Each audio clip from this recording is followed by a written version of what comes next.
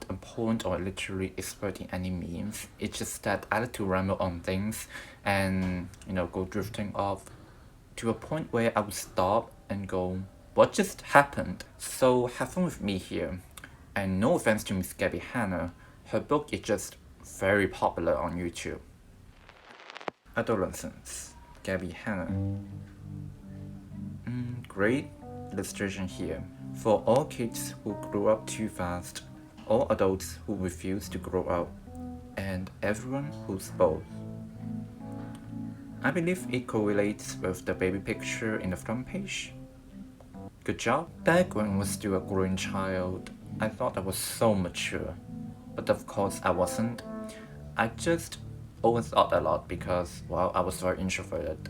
But that didn't make me mature per se. And I believe it's rather difficult to put maturity in a linear spectrum. Because what even is maturity? Being calm and collected. But sometimes that won't help. Sometimes being aggressive would help, but sometimes that won't help either. In a lot of situations, just being fixated on one type of personality won't help. Sometimes being overall versatile is the way to go. In a lot of situations, you need to be calm, persistent, aggressive, or versatile. You need to be wise enough to decide what to do in a particular situation, and that for me is at least what part of maturity is. The second point, sleep, I saw its appearance a lot on YouTube. I like sleep. Sleep is neat. If you're having trouble, constant sheep. I like sleep. Sleep is sweet. Best of all, sleep is cheap. When I sleep, I can dream of cherry pie and Boston cream. When I sleep, I don't have to think. That's why I love my 8-hour blink. I'll only wake up to eat or pee. Otherwise, I'll sleep for eternity. Well, when I was young, sometimes out of the blue, I would fear sleep so much because the thought of being unconscious scared me. Where do we go when we fall asleep? What if we don't wake up ever again? And sleep for me at time was like shutting down. You don't think. That's why it's scary. It's like death, Anyway, I digress. And here, I only wake up to eat or pee. This line is interesting to me because it could be extended to the issue of first world problem. According to Maslow's hierarchy of needs, a simplified version by me, we humans first take care of our own physical needs, for example, drinking, eating, and safety. But what Gabbie is implying here is that she will only wake up to take care of this bottom layer of the pyramid.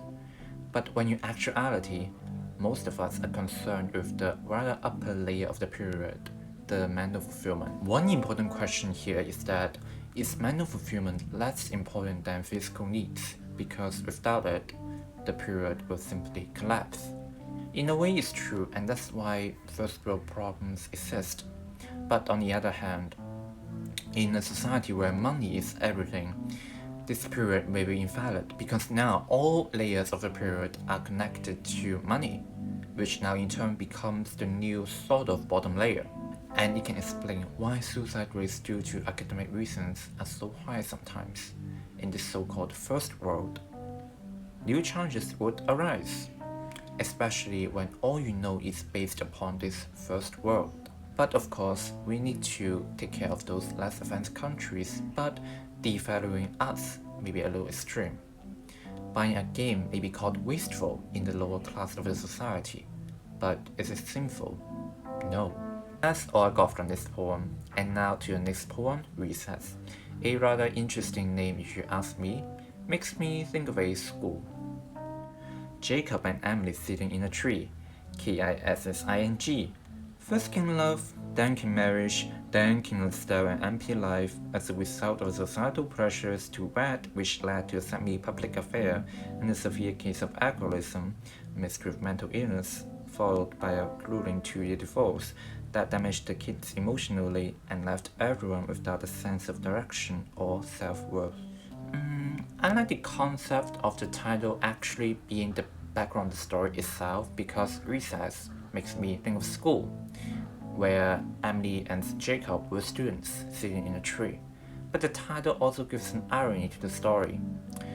If you read the poem seriously, you'll notice from the line "first king love" to the end is a whole sentence without any kind of really stopping whatsoever. So it's ironic because the title is recess. It's supposed to mean bricks, but the overall poem gives a sense of restlessness. Apart from that, I cannot really analyze any further. I don't have mental illnesses, I don't have any dating going on, and my parents fine. So this poem.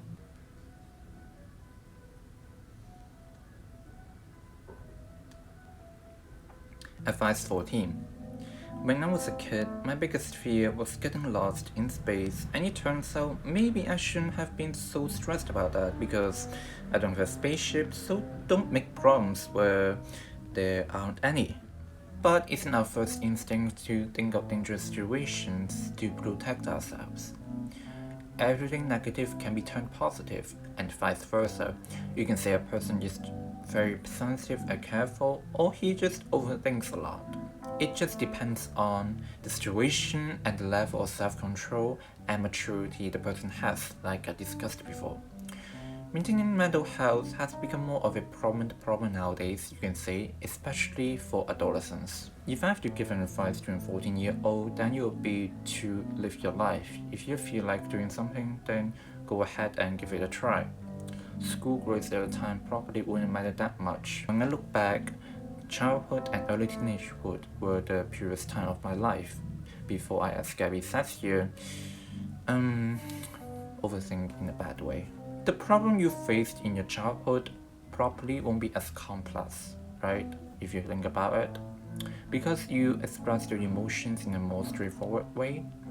So, the problems probably won't bother you that much because you are still in the process of gradually becoming the more complete and complex individual, aka adult. So you have time to be innocent and to be free spirit. A mature kid is fortunate and unfortunate at the same time. He can advance much quicker in life, but he also loses that fine memory of pure emotions when things weren't as deep and depressing. That actually took quite a lot of time. Tell me in the comment section down below if you have any thoughts or questions. I'm so thankful for you to watch to the end of this video. I know probably only 1 or 2 of you would do so. Thank you very much. If you like this idea of video content, like it, subscribe, I really need it. See you next time. Wait, the lighting is so much better.